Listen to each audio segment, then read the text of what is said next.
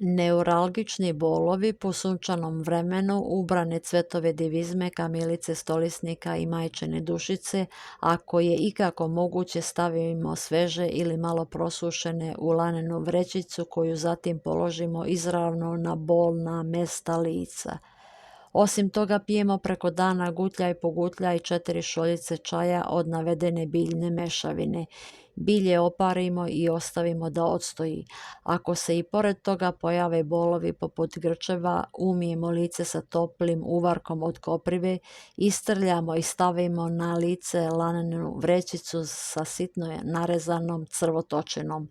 Obloge za lice od švedske grančice obavezno stavljamo samo u postelju.